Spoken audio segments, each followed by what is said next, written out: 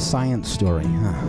These NYU scientists, I felt right. But I was so And I just thought, well, I figured it out. It was that golden moment. Because science was on my side.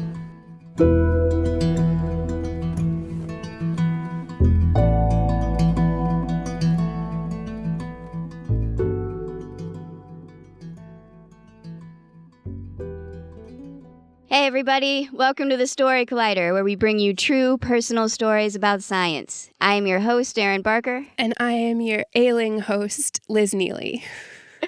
And this week we're presenting stories about the wild, humans and animals coexisting. I'm so excited about this theme. I love wild animals so much. And Erin and I, we got to see tons of them on our most recent trip to Hawaii together. Yes, we have recently returned from a series of shows and workshops that we are producing out in Honolulu, which is why we are a little jet lagged, a little sick, some of us right now. I'm fine. But probably nobody really feels bad for us. True. While we were in Honolulu and when I was on Kauai, I kept my eyes peeled and I saw so many incredible things, including a native Hawaiian monk seal, which blew my mind. But it made me feel bad to see how many of the other species I was looking at are introduced and non-native species. Right. So those are species that are kind of brought in by visitors, by colonizers. Exactly. So, and the problem is that they can sometimes outcompete native species or directly prey upon them, or in some really grim cases, cause rapid death syndrome among native Hawaiian tree species. It can be bad, yeah. Yeah, rapid death syndrome does not sound great, I have to say. I don't think that's what I have, don't worry. Good. Well, we've got two wild stories for you today. Liz, are you ready to introduce the first one? So ready. Our first story is from Adam Selbst. It was recorded in July 2019 at Caveat in New York City. The theme that night was fireworks.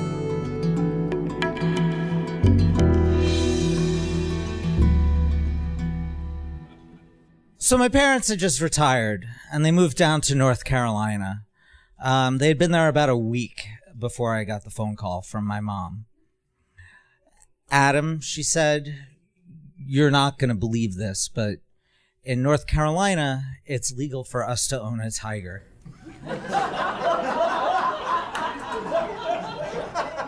It had been one of my mother's lifelong dreams to own a tiger. So my family was well known for collecting strays. We always had a couple in the house. My mother loved strays. The first one to attack me was when I was learning how to crawl. It was our cat Patience, and I had blundered into her. I'm 45 now. I still have a faint scar on my face from this attack. A lot of parents, upon having a pet, hurt their first son so badly, would have sided with the child. That isn't how things worked in my house. To quote my mother, I think Adam probably learned his lesson. Besides, what are we going to do? Get rid of the cat? That wouldn't be fair. The cat was here first. In the end, they decided not to get a tiger. Not for any of the reasons that you would think, but it's because they already had two cats and they didn't know if those cats were going to get along with the tiger, and that wouldn't be fair because those cats had been there first. It's fine though. My mother made up for it by working for the local tiger rescue organization. What is a local tiger rescue organization?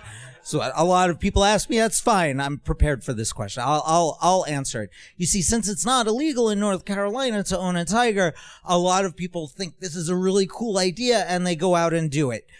Here's the thing. It's actually quite expensive to own a tiger, first of all. Second of all, I don't know if you guys know this, tigers are actually quite dangerous.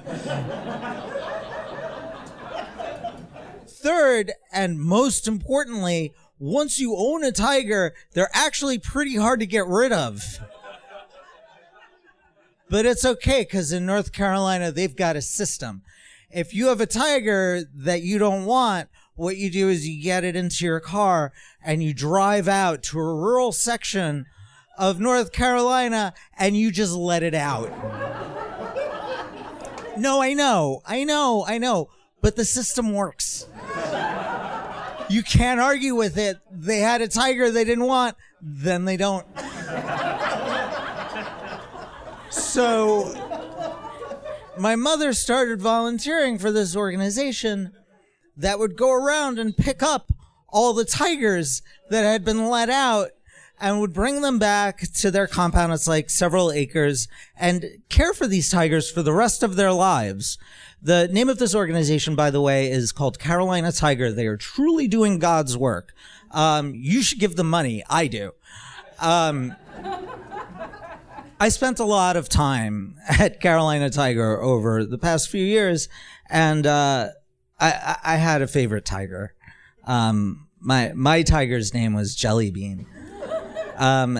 Jelly Bean was a white tiger. I don't know if you know much about white tigers. They're pretty rare in nature. It's a recessive gene. It's you need two recessive genes to come together and make it. I don't really understand the biology, but it happens about once in every 10,000 tigers in the wild. But white tigers are in demand at circuses and magicians and stuff like that.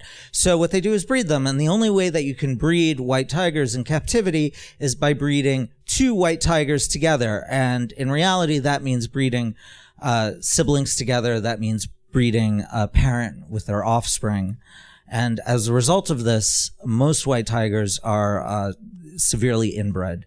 They are cross-eyed, they're blind, they have epilepsy, they have club feet. But not Jelly Bean. Jelly Bean was perfect, and he loved me. So a couple of years ago, I went down. I had just bought a new camera, and I wanted to take some pictures of Jelly Bean. And as I approached the enclosure, he came running up to greet me. I love Jelly Bean. There was only one problem with visiting him, which was his enclosure mate, Tex. Tex was one of the more difficult tigers at Carolina Tiger. The rumor I heard was that Tex was taken off of the main tour after charging an entire class, a kindergarten class of 5-year-olds, creating a mass panic. 20 kindergartners wet their pants at the same time. It was chaos. Tex is what we say in tiger parlance, an asshole. And this particular time, I went down to take pictures of Jelly Bean, and Tex, thankfully, was nowhere to be found. So I just stepped over the rope that keeps you away from the enclosure. You know, it's fine. My mother works there. And I walked up to the face of the cage, and the way these enclosures work, it's a chain link fence, but it's real floppy, and they keep it really floppy because there's no top. If they're stiff, the tigers could crawl over and they would get out. So they keep it floppy and the tigers can't get out. So I leaned against the fence to really lean in, and Jelly Bean was so happy to see me. He was chuffling and making noises. Chuffling is sort of like what tigers do. It's like the tiger version of purring. So I'm taking pictures and he's posing and everything's going great. And out of the corner of my eye, or my peripheral vision, I see some flashes of movement. So I look up and I don't see anything. There's nothing.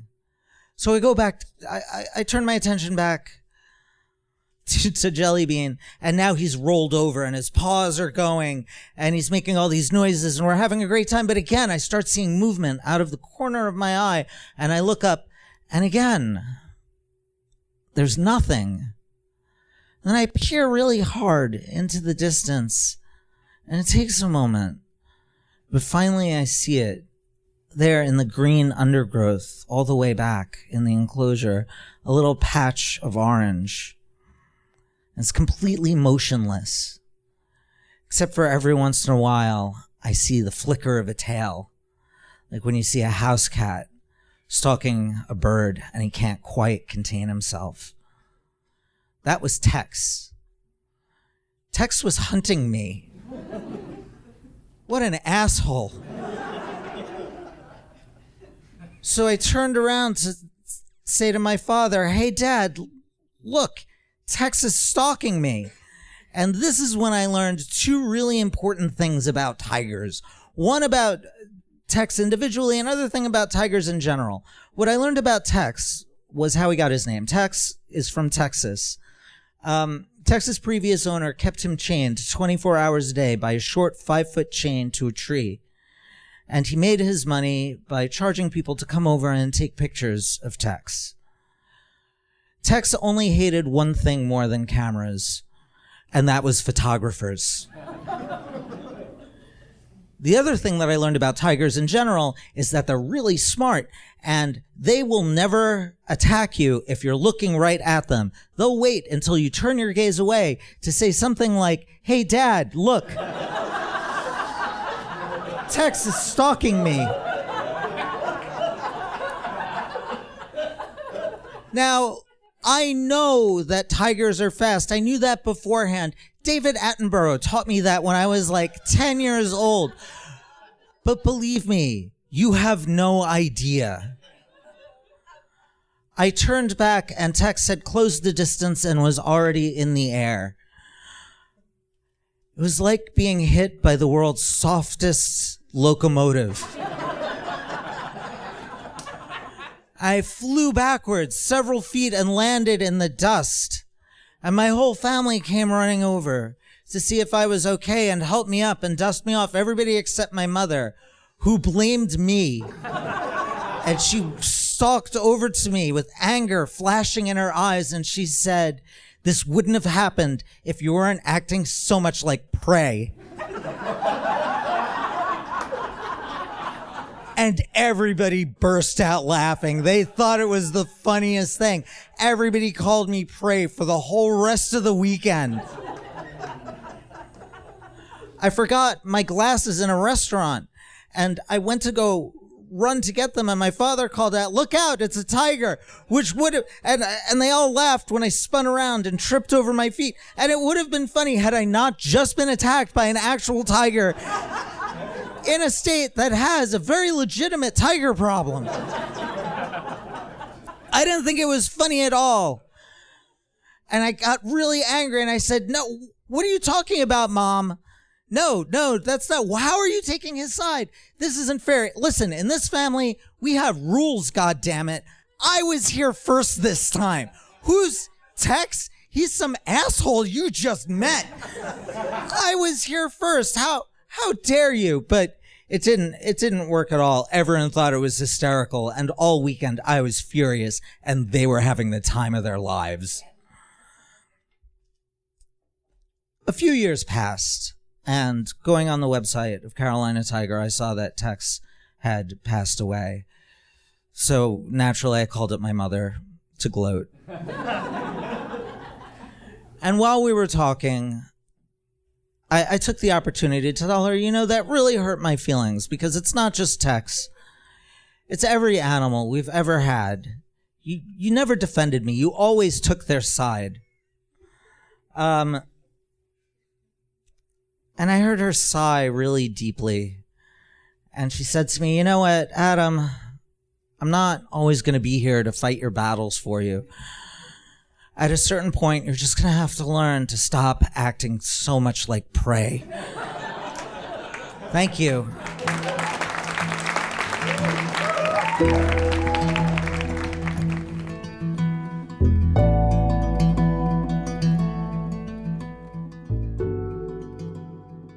That was Adam Selbst. Adam is a writer and graphic designer from Williamsburg, Brooklyn. He hosts the monthly Big Irv Storytelling Roadshow and has been performing around New York City for the past 8 years. Adam lives in a bodega art collective with 64 other people, and in his spare time, he enjoys being slowly poisoned by an ancient weird mold in his shower and throwing Don't get rapid elaborate death syndrome, dinner parties. Oh my. I actually looked this up after listening to Adam's story. So here's a fun fact, a science fun fact for you, a science not so fun fact. But there are apparently more tigers living as pets in the U.S. than there are tigers living in the wild. What? Yeah, how messed up is that? Okay, so how many tiger pets are there in the U.S.? So according to Born Free USA, which is an animal advocacy organization, they estimate that there are 5,000 to 7,000 tigers that are pets in the United States. Good grief. And obviously they have to estimate that because most United States tiger breeders are not really advertising their numbers. But according to the World Wildlife Fund, there are only 3,900 living in the wild. Oh, that makes me feel so depressed. I really never thought that Story Collider was going to have to advertise like a PSA of don't have tigers for pets. Yeah. It's a bad idea. Yeah, normally we say no learning at our shows, but I feel like maybe a takeaway that you should have from Adam's story is don't have a tiger as a pet. I feel like this is a lot better than what I wanted to talk about after this was the idea that a wild animal or a wilderness, like those words have a lot of meaning, right? And there's all these people who study the rhetoric of language and specifically the rhetoric of wilderness. And I just thought it was so cool when you really start thinking about what is wilderness? What do we mean by that? And it's not a natural fact, right? It's more like a political achievement. And I just thought this was so cool. But, on one hand, wilderness, a social construct. Tigers, not so much. They're very real. Very much very a fact. real. Yeah. Wow, you just blew my mind. I'm going to be thinking about this all day now. What's the best way to learn a new language? Immersion. But sometimes that's not in the cards. But you can still learn a language the second best way, and that's with Babbel. Now, I might only be 1 week into learning German with Babbel, but I'm so excited to start being able to speak German with my mom. With Babbel, you can learn everything you need to have real-world conversations, and all it takes is just 10 minutes a day. One study found that using Babbel for 15 hours is equivalent to a full semester at college, which is bonkers. But Babbel is conversation-based learning with science-backed cognitive tools like spaced repetition and interactive lessons created by real language teachers and voiced by real native speakers. So here's a special limited-time deal for our listeners. Right now, get up to 60% off your Babbel subscription, but only for our listeners at babbel.com/story. Get up to 60% off at babbel.com/story. Spelled BABBEL.com/story. Rules and restrictions may apply. So our next story today is from Erika Hamden. It was recorded in May 2019 at the Lyric Hyperion in Los Angeles. The theme that night was changing the conversation.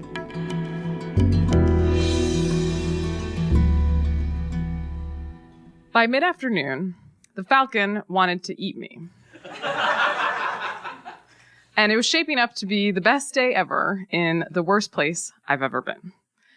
Now, the fact that the falcon was 6 inches tall, a baby, and didn't even know how to fly yet, meant that the odds of getting eaten were actually pretty low, although I think if you asked the falcon, he would definitely disagree. So why was I in a staring contest with a baby falcon in June 2018?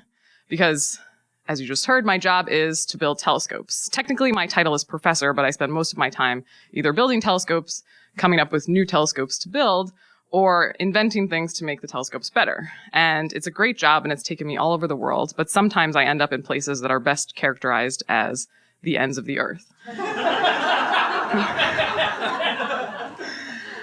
And that is the reason why I was in the middle of nowhere, New Mexico, in this tiny town that is really trying its best, called... It really is. Called Fort Sumner. The telescope that I was there to build is called the Faint Intergalactic Medium Redshifted Emission Balloon, which we call Fireball for short, which is a great name for whiskey and a telescope. And Fireball is designed to observe huge clouds of hydrogen gas that we think surround most galaxies. And it does those observations from the very top of the stratosphere on these giant balloons that it just hangs from. And my job there was to lead the team of about 30 people who built Fireball. And NASA does these balloon launches from a few places on Earth. Antarctica is one of them, but they're all really remote because the last thing that you want is for one of these telescopes to land on your house. So Fort Sumner is a very remote place in eastern New Mexico. It's a town of about 800 people. And I say it's the worst place ever, but it's really my job that's there that's the worst place. The town itself is strange. The closest reasonable grocery store is about an hour and a half drive. It's 2.5 hours to Albuquerque. A couple years ago, there were 4 restaurants, and now there are only 2. And there's not much to do. There's a bowling alley, but it's closed unless you pay to open it, and you have to rent every lane for the entire night. But there are only 6 lanes, and so it costs you $80, but it's giving you a sense of the bar that you have to cross to have a fun time in this town. The bowling alley is owned by the pharmacist, who also owns one of the 2 planes that are parked at this tiny municipal airport where we do most of the work. And the work itself is hard, and it takes a lot of my mental capacity. And my job there is mostly like doing like day-to-day operations. So I figure out all the tests that we need to run. I come up with a schedule for them. I make sure that everybody is doing the things that they're supposed to do. And I try to anticipate all of the problems that they might have and then solve any of their problems. I also have to deal with the balloon people, which is not people made of balloons.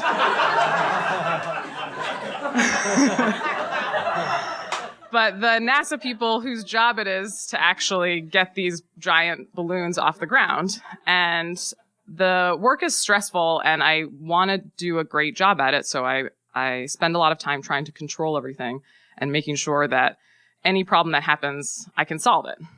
And I'm pretty good at solving problems. Some of the problems are the things that you might expect.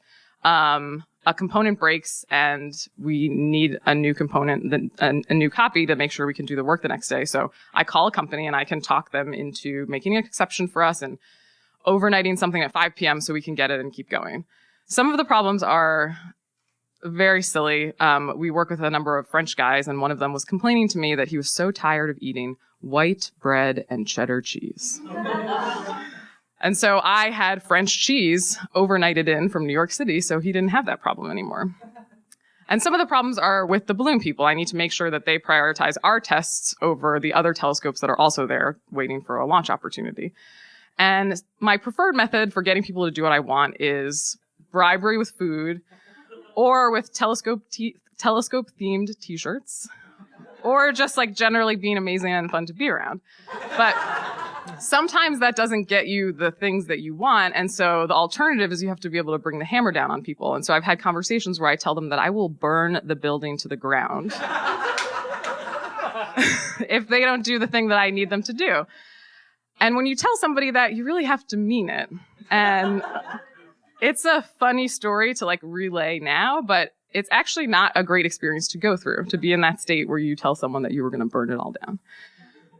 And that actually, I think, encapsulates my experience in Fort Sumner running this project, that I'm under so much stress to get everything right the first time. I'm trying to control so many things, and it makes me into a person that I don't really love. And so it's into this environment that the baby falcon arrives.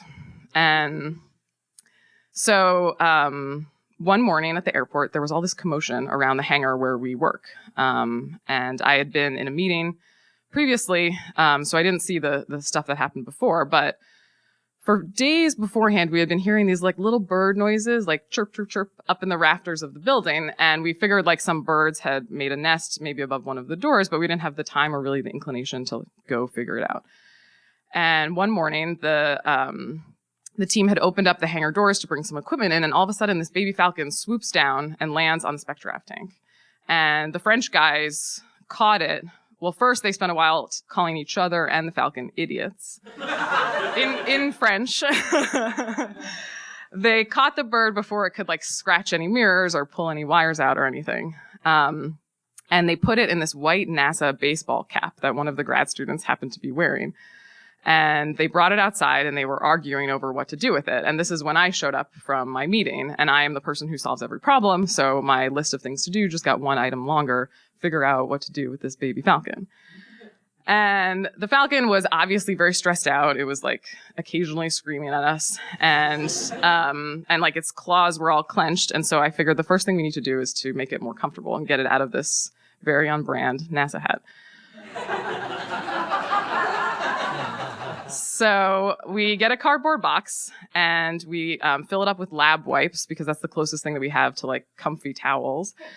And we give it a little petri dish of water, and we lay the falcon down in the box. And this is the first time I've ever seen an animal like a falcon up close, and it was incredible.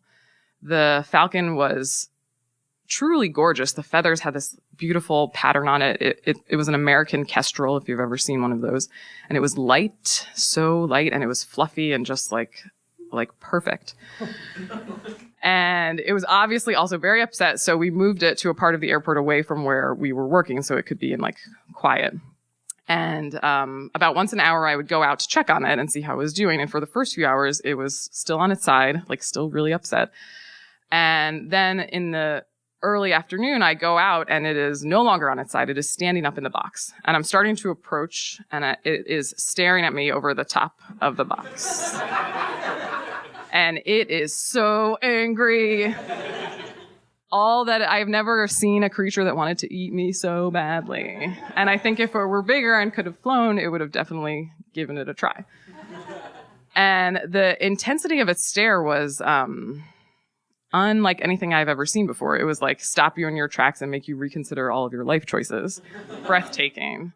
And I pause here to say that I really like the project and I'm not much of a crier, but I cry almost every day that I'm in Fort Sumner. And I put so much pressure on myself to be perfect and to walk this tightrope of getting everything right the first time.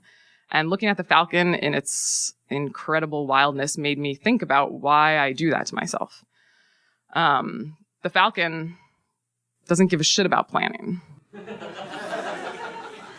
The falcon didn't decide that today was the day it was going to learn to fly and then come up with a multi-pronged strategy to make sure that it did it right the first time. The falcon just jumped out of its nest, it crashed, it got super mad at some humans, and then it tried again and eventually it figured it out. And seeing the falcon and its wildness and ferociousness, it made me want to be like that. It made me want to be wild. And so while I stand there and look at it, I thought to myself, well, maybe I could take this falcon and keep it with me. And I can tame it and I can become wild while I tame it and take some of its wildness for myself. And people tame falcons and I am good at a lot of things. So I think I could do it. And I could just add one more item to my incredible list of things to do, tame the baby falcon that I've stolen. But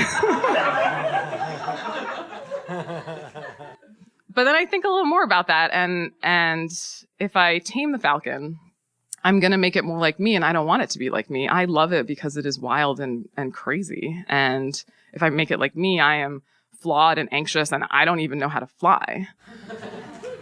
And I love it because it is wild, and I want it to stay that way.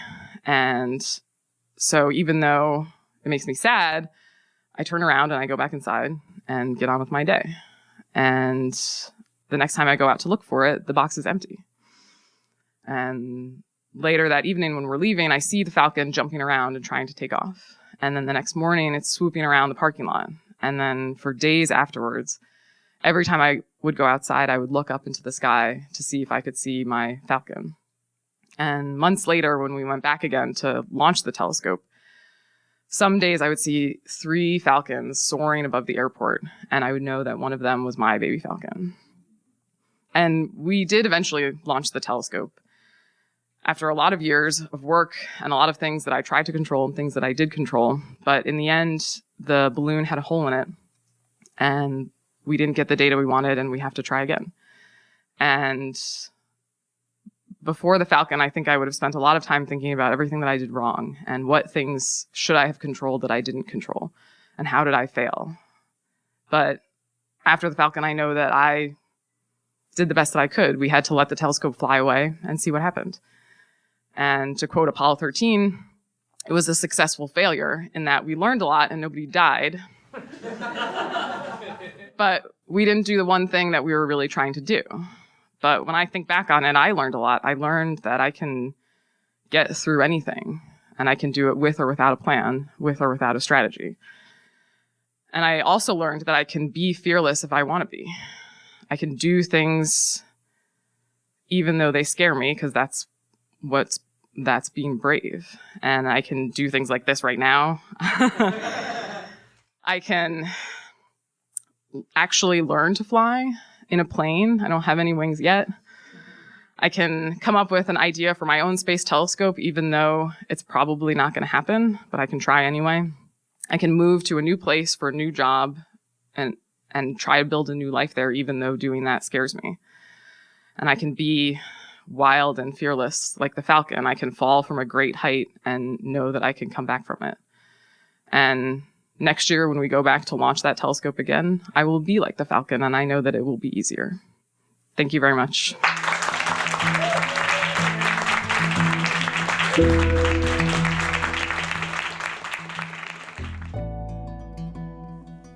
That was Erika Hamden.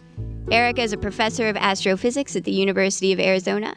She develops UV detector technology, builds telescopes, and observes galaxies and hydrogen all over the universe.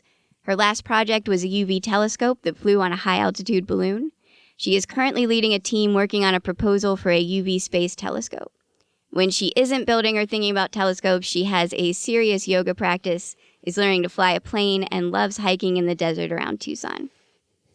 And one more thing about Erika, she recently won the Presidential Early Career Award for Scientists and Engineers, which is a huge deal. So congratulations, Erika. That's amazing. Yeah.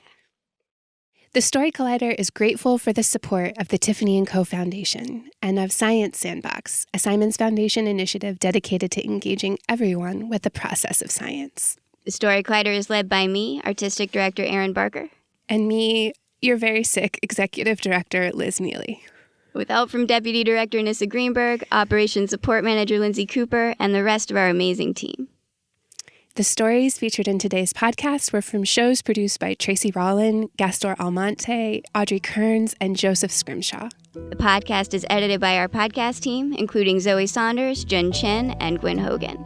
The theme music is by Ghost. Special thanks to Caveat and Lyric Hyperion for hosting these shows. And to Tigers for not consuming us yet. And to the Tiger Rescue folks. Very important work. Thanks for listening. Thank you.